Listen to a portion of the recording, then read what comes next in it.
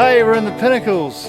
Hey there, in this episode we say farewell to the outback and the desert and head south through the farmland and down to Perth, Western Australia. We visit a couple of coastal towns for some kitesurfing and then take a memorable drive through the moon-like landscape of the Pinnacles Desert. We are Nigel and Sue. For the last 2 years we've been travelling Australia, living in our self-converted van. Join us as we show you the highlights and the hidden gems of this beautiful country.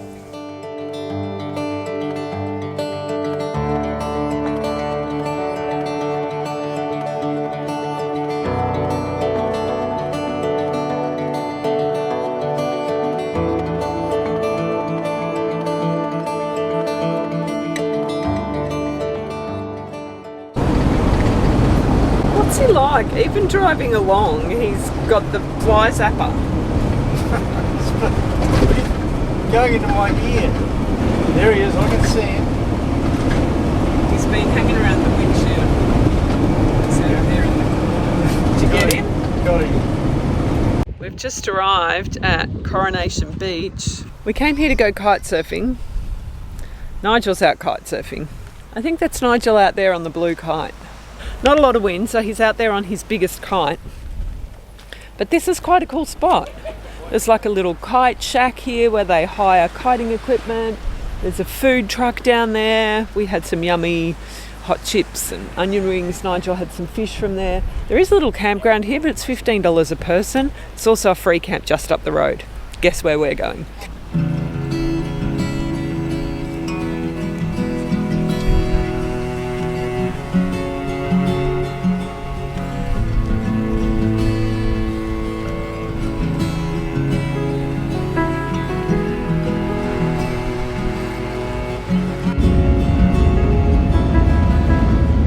We've just made a little stop. We're at this, it's kind of a little fishing town, isn't it? Called Cervantes. Lobster town. Yeah, so known for its lobsters, isn't it? We haven't eaten a lobster here. No, we didn't. So Nigel and I came here, gosh, 10 Maybe 10 years ago? Almost 10 years ago, when we were very first dating, and I flew over to Perth to visit Nigel when he lived here. And we came on a little camping trip up here, so... Very romantic town, Cervantes. Nigel wanted to go kite surfing, so we came here. We did stop at the Pinnacles and we're going to go there tomorrow, which is pretty incredible. We're looking forward to driving the van through there. Probably the main reason we were based here, wasn't it, really? And a bit of kiting. So, nice bit of skullduggery. It's all good, it's all good. It's changed so much. There's all these big new houses here and... Yeah, a lot of development. We don't even recognise the beach, but then we might have had too many champers. We'll go for a walk and see what we can remember. Yeah, we're going to go for a walk on the beach. Okay, so we've been foiled in our efforts.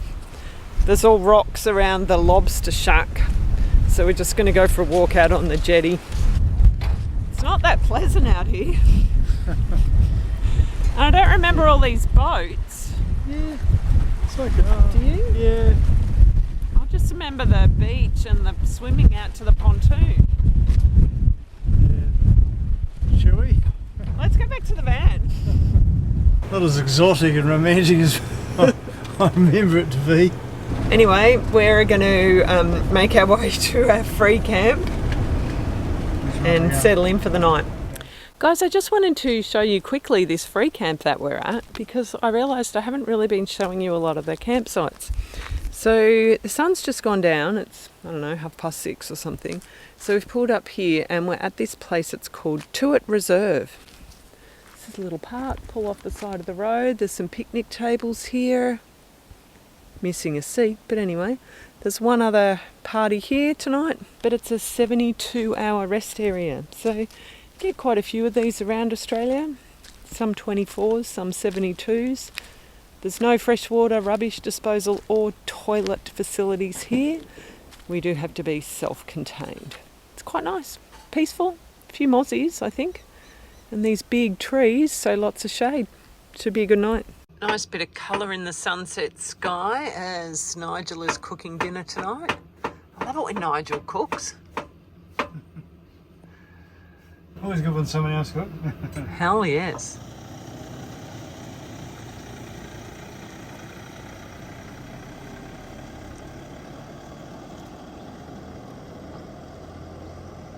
Good morning, friends.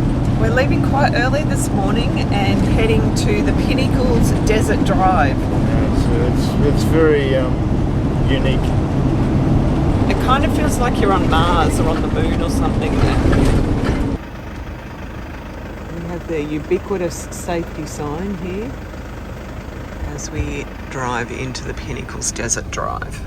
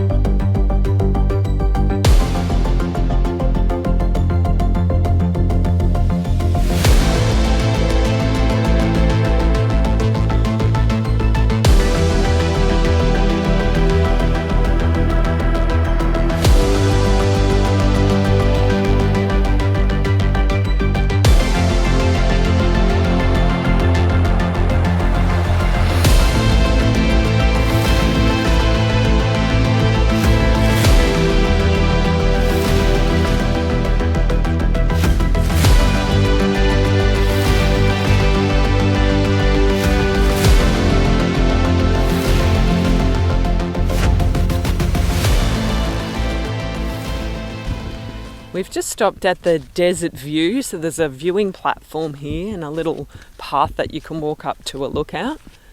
Last time we were here, we actually watched the sunset here. Do you remember that, Nigel? And we didn't walk through here either, did we? I don't recall. No. Just checking out something a bit different.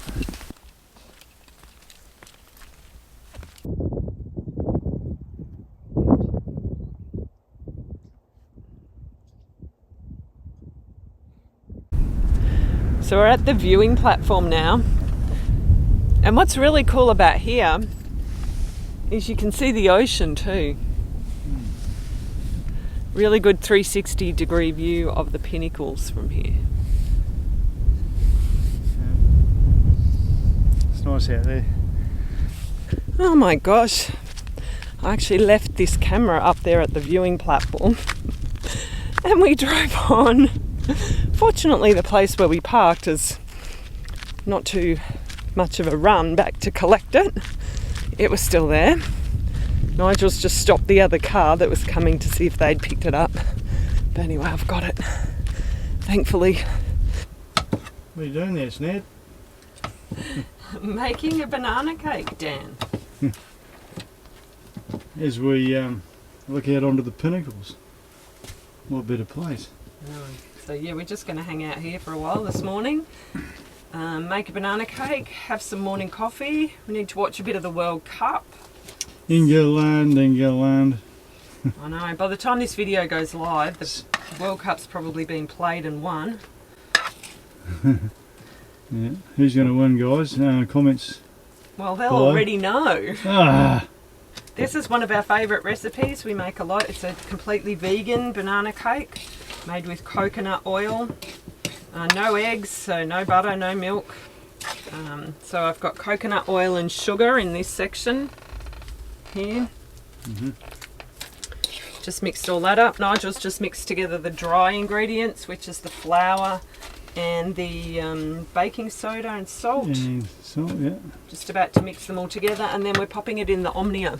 Oh, where's the lid of the Omnia, Nigel? So we cook our banana cake on the stove top. Yeah, it's a wicked little oven, this one. Brilliant. We love it. Saved us last week with our pizza, didn't it? Got us out of the poo. Right, so I'm just going to pop that in there. Mix it all up. And we'll come back and show you when it's done. Yum. Who doesn't love banana cake? We were just discussing how one of our favourite childhood memories. You don't literally lick it, do you? Yeah. Is licking the bowl when your mum would make a cake. This is my child within coming out. I know, it's great. Shout out to you, Mum, if you're watching. I used to love licking the banana cake mixing bowl. So good. We set up to take some photos here in the Pinnacles, and while I came back to the van to grab a few things, our set was invaded. We just had these emus eyeing up our gear. Why not? That'd be good. That'd be cool. Little chicks. That's wicked. So we spent a couple of hours here at the Pinnacles, and now we are going to go to the info centre because we want to get a bit more information about why this place is here, why it exists, why the Pinnacles are here, what they are made of. So we've just been into the visitor centre to learn a little bit about how the Pinnacles were formed. Actually, we didn't learn that much because there's no definitive answer, right? A bit of conjecture. So there's currently two main theories, both of which involve plants. The first is that they are created by calcified plant roots, so they were created under the sand. And the second one, which you prefer, Nigel. Yeah, well, it's sort of similar. It still involves plants, isn't it? The calcified remains of tree trunks buried by sand. And what I found interesting is that, you know, over time they have been buried. The Pinnacles have been buried by the sand dunes, and apparently 6,000 years ago they were completely buried, and they've only just been visible for the last few hundred years. I'm not sure how they know that, maybe from Indigenous lore. There's a good myth around, speaking of Indigenous, there's a good myth surrounding the Pinnacles as well, that the young fellas were advised not to go wandering into the area because they'll get swallowed by the sand, and that the Pinnacles themselves depict the fingers of the lads trying to claw their way out. Is that right? Yeah. Something like that. They kind of like that. Alright, so Sue's already out there, brave in the cold. Such a brave girl. She just so didn't want to go out. Good on her. The water's quite nice actually. The wind's up about the 8 metre, pumped up there in the 6. And this kind gentleman's going to give me a launch hopefully. Can you give me a launch? Can you give me a launch? Can you give me a launch?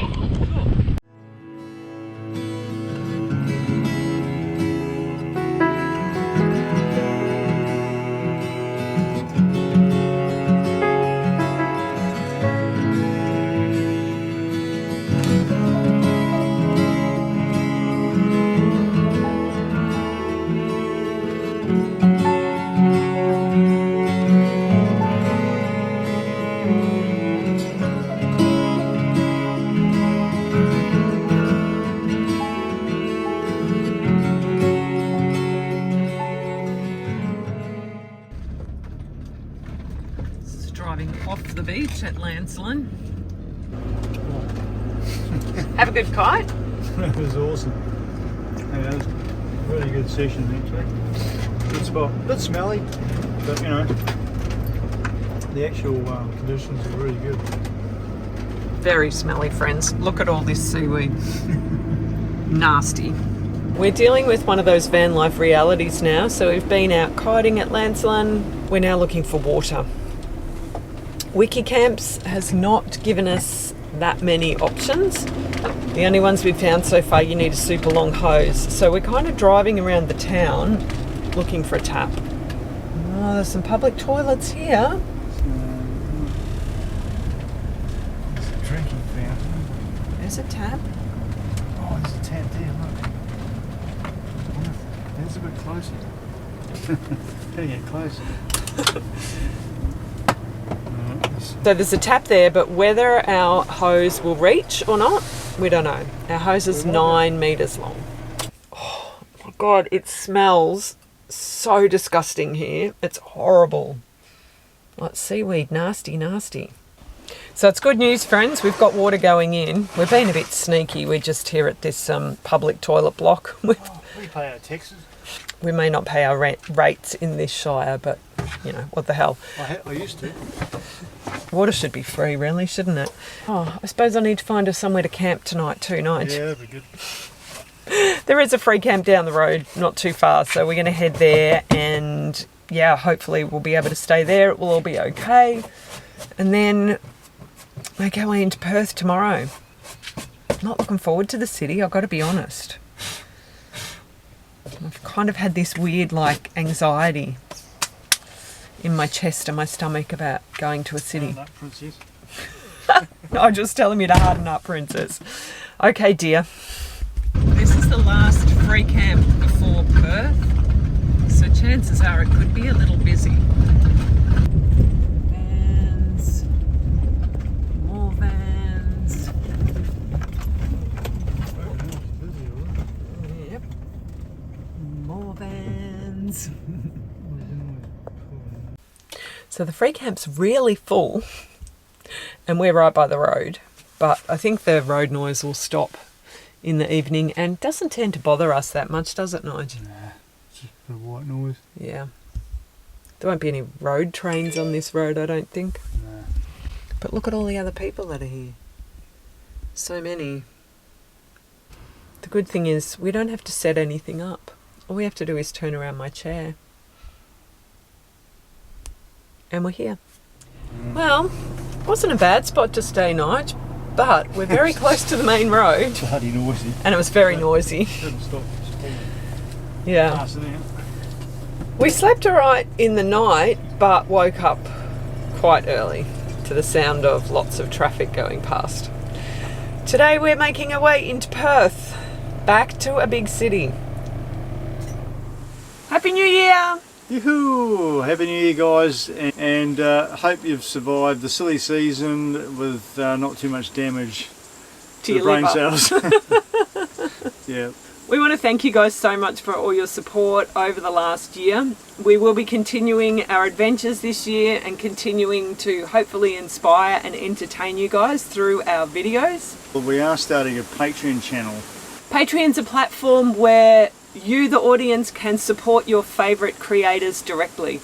So if you're interested in supporting our film production, you will get exclusive content, early release of our videos, and Maybe the odd get together. That's what we want to do. we'll pop a link in the description down below. Yeah, any support is so gratefully received. Just look at it like buying us a coffee Or a beer. or a beer. Thanks guys, see you next time. Bye for now. We hope you've enjoyed this video. Join us next time when we head south of Perth, visit Busselton and ride some of our favourite trails at Margaret River before preparing to head overseas for the first time in 3 years and our biggest adventure yet. So we've just been into the visitor centre.